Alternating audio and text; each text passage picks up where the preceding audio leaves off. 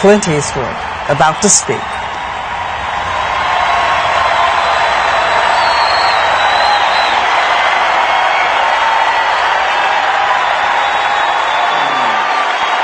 Thank you very much.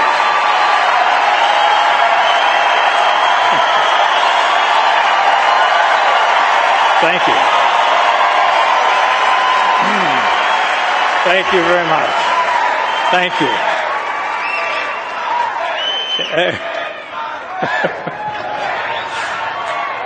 Save a little for Mitt. Now, I know what you're thinking. You're thinking, what's a movie tradesman doing out here? You know, they're all left-wingers out there, left of Lenin. At least that's what people think, but that's not really the case. There's a lot of conservative people, a lot of moderate people, Republicans, Democrats in Hollywood. It's just that conservative people, by the nature of the word itself, play a little more close to the vest, and they don't go around hot dogging it. So,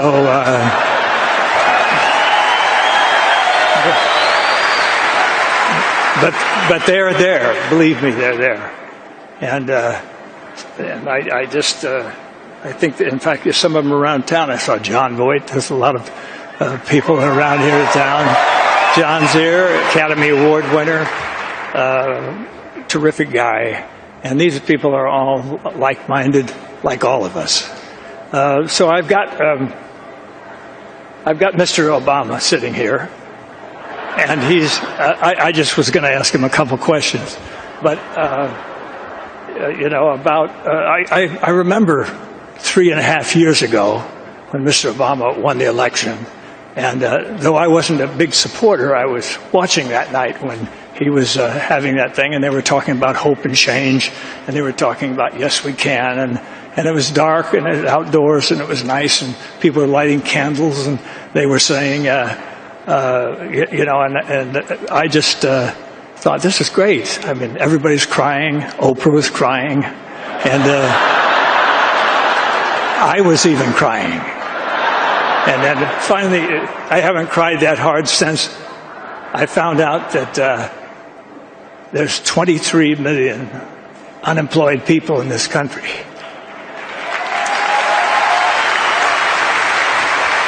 And now that is something to cry for, because that is a disgrace, a national disgrace, and we haven't done enough, obviously. This administration hasn't done enough to cure that. And whatever interest they have is not strong enough. And I think possibly now it may be time for somebody else to come along and solve the problem.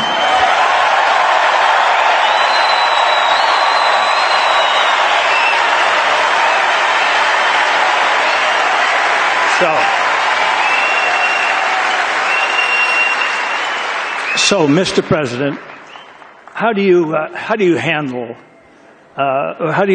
promises that you made when you were running for election, and how do you handle it? I mean, what do you say to people? Do you just you know? I know people were wondering. You don't have it, okay?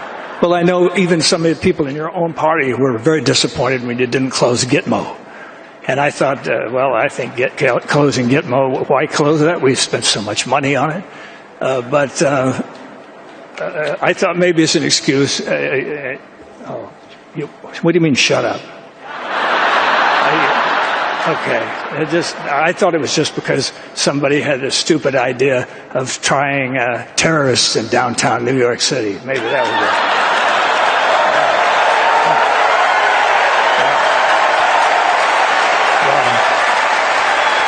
I've got to hand it to you. I've got to give credit where credit's due. You did overrule that finally, and that's so. Now we're moving onward. And I know I know you were against the war in Iraq, and that's okay. But you thought the war in Afghanistan was okay. I mean, you thought that was something that was worth doing. We didn't check with the Russians to see how they did there for the 10 years,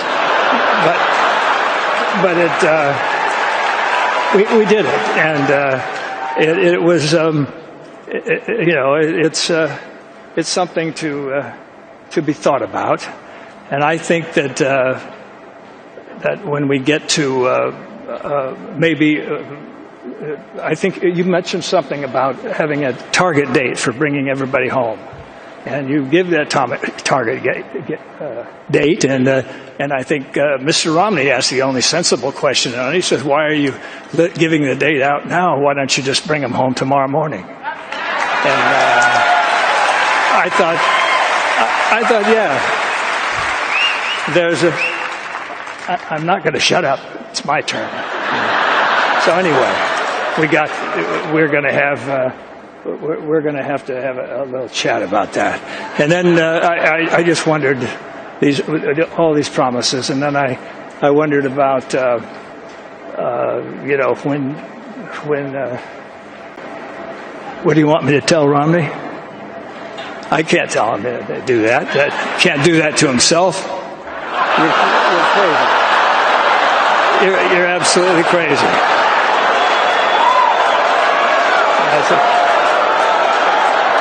You're getting as bad as Biden.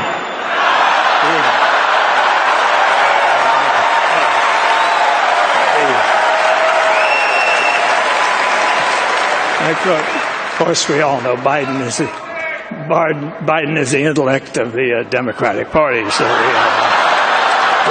it's just a kind of a grin with a body behind it, It's just kind of a thing. But I just think that there's so much to be done, and I think that Mr. Romney and Mr. Ryan are two guys that can come along. I never thought that it was a good idea for attorneys to be president anyway, because it's.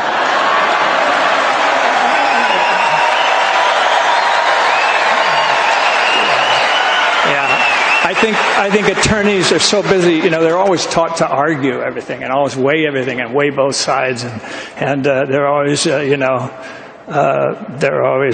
devil's advocating this and bifurcating this and bifurcating that. All that stuff. But I think it's maybe time. What do you think for maybe a businessman? How about that?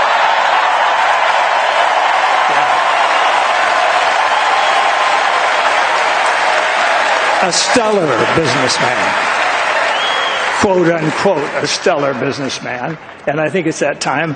And I think if you just kind of stepped aside and Mr. Romney can kind of take over, you could still use a plane. Though maybe a smaller one, not that big gas guzzler that you're driving around when you're going around to colleges and talking about student loans and stuff like that. I think you're an ecological man. Why would you want to drive that truck around? Okay. Well, anyway. All right. I'm sorry. I can't do that to myself either. So, anyway. I'll see. But I'd just like to say something, ladies and gentlemen. Something that I think is very important is that we own this country.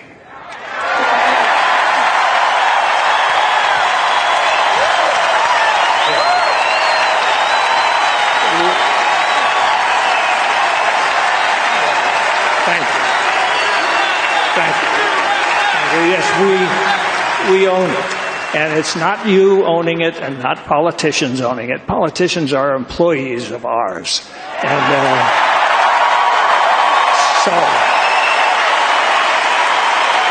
they're just going to come around and beg for votes every few years, and it's the same old deal. But I just think that it's important that you realize that and that you're the best in the world.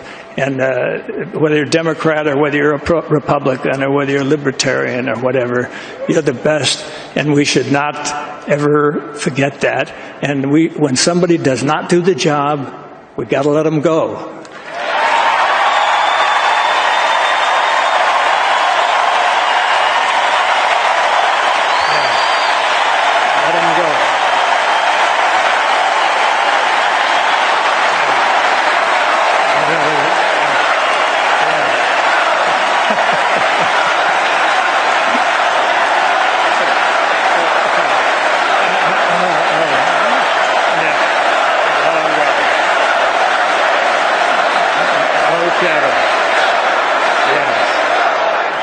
Okay, just remember that.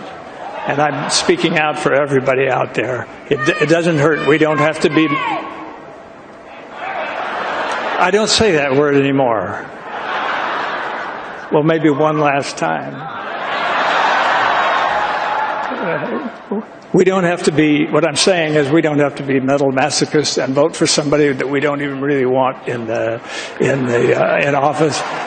Just because they seem to be nice guys, or maybe not so nice guys if you look at some of the recent ads going out there. I don't know. But okay. You want to make my day, huh? All